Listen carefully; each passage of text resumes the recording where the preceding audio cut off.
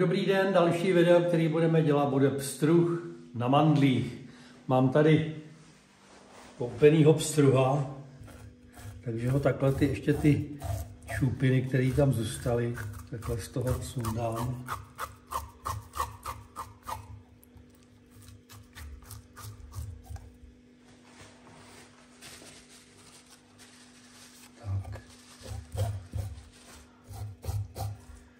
Z druhé strany bychom to měli hezký čistý, aby nám to nekřupalo mezi zubama.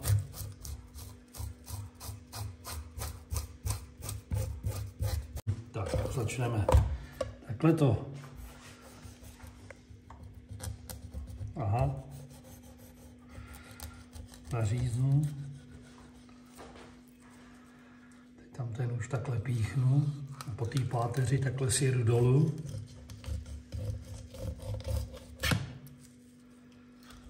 Na druhou stranu taky.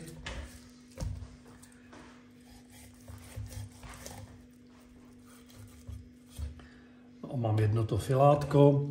No a budu pokračovat z druhé strany. Musím si trošku nabrousit nůž. Tak a jedeme z druhé strany.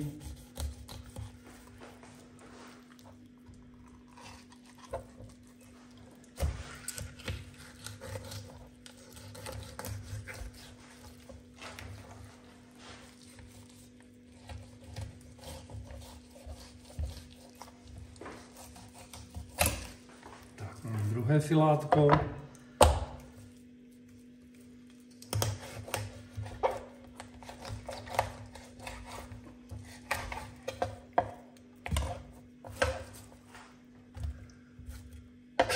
Teď si tady musím udělat trošku pořádek a budeme pokračovat. Tak, druhý pstruh.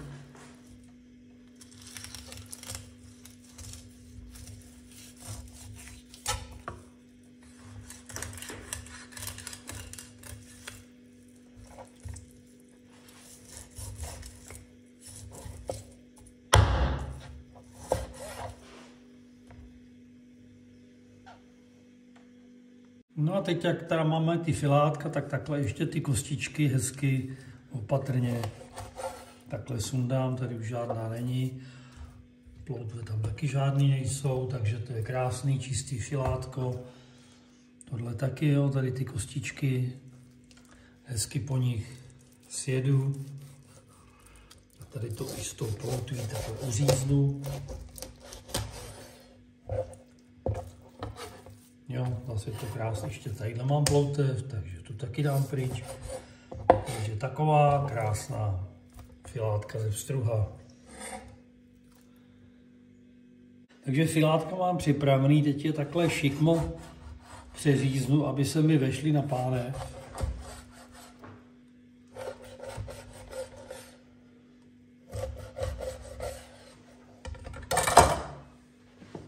Osolím je. A dáme na nějakou mísu, možná na to mísu.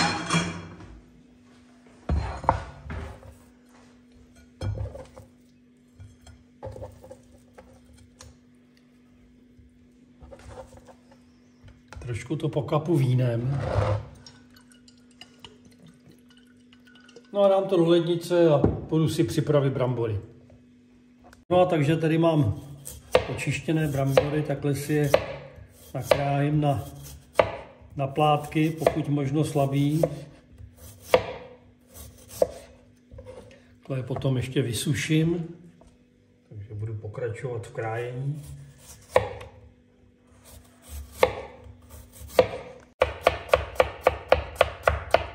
Tak, takové nějaké plátečky.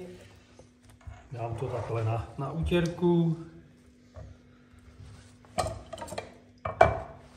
Lehce to vysuším. Brambory mám vysušený, takhle je šoupnu do mísy. Mám tady trošku strouhanýho pikorína, tak ho tam dám taky. Pak to osolím. To asi stačí. Opepřím. No a jdu si sehnat smetanu. No, takže tam máme ještě trošku smetany, tam dám. Je to takový slavnostní jídlo, tak si to uděláme dobrý. No.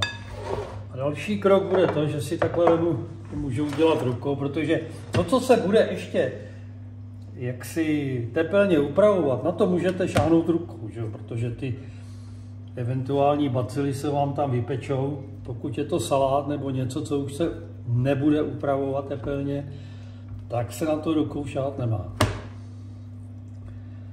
Tak, takhle to bude stačit.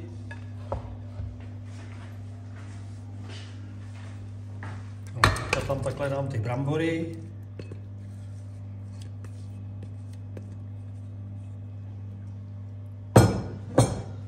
Tak, hezky to uplácám. To není hezký slovo, že uplácám, no ale asi to tak je, no. Hezky to upravím. Upravím, ano, tady kameramanka mi napovídá, což je dobře. Tak, takhle to bude stačit, no. A mám troubu rozpálenou asi na 165 stupňů, takže to tam dám. Já počítám, že hodinu se to bude péct.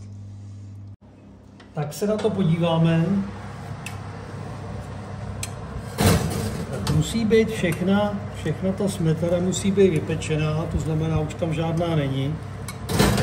Takže to vypnu, necháme to tam a půjdeme dělat rybu. Tak, už se mi tady rozpaluje máslo, mám tady připravený mandle, mám tady připravený rošlahaný vajíčko, no a mám tady ty pstruží filety, teď to trošku stáhnu, aby to šlo pomalej. No a jdeme na to. Takhle si jemu ten filet, takhle ho lehce pomočím do vajíček, teď si to přitisknu a hop tam. A druhý.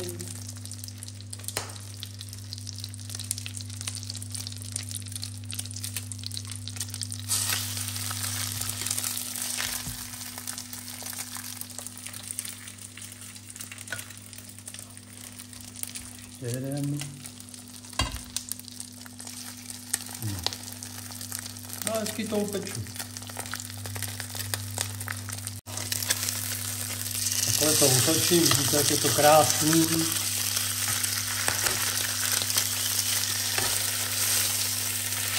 Jo, žádný spěchání, hezky pomalučku, mám tam tu sedmičku asi, protože je to filát ze pstruha, tak opravdu to chce, já nevím, 2 minuty, nejdýl 3 a bude to propečené. Takhle si to vyndám na mísu, opatrně, aby mi to nespadalo. No a jedeme další kolo. Ještě jsem si tam dal malinký kousek másla na ty dvě poslední filátka.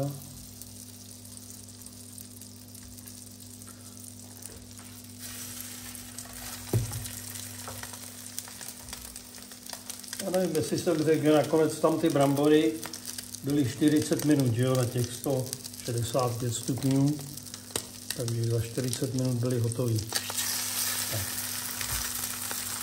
Tak chvilku a budeme končit.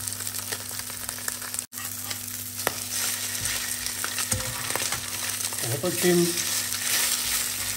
No. Hezky se to peče pomalučku, to je ono. Tak já myslím, že už je to hotový. Tak. Teď tam smrdu trošku vína.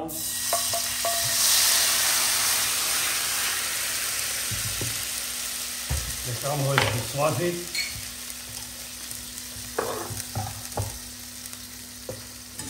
Takový ty ošklivý mandle to vydám.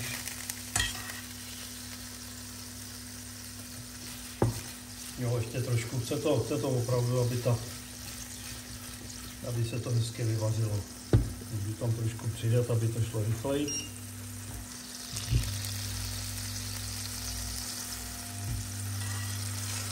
Tak taky můžu s tím pryč. No. Takhle tam dám kousek másla.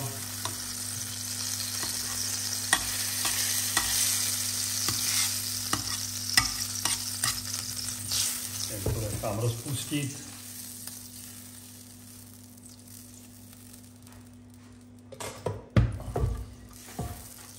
No a takhle to tímhle honce poleju. No a budeme nadávat. Jo. Tak si udělám takhle, si to naznačím. Takhle si z toho vemu ty brambory. Krásný, voňavý. No a teď jeden kousek ryby. Druhý kousek ryby. No a třeba ještě jeden kousek ryby. Tak. Už je skoro hodně. No, ale dobře. Takže takhle by to mohlo vypadat. Pstruh na mandlích s pečenými brambory na smetaně. Ať vám chutná.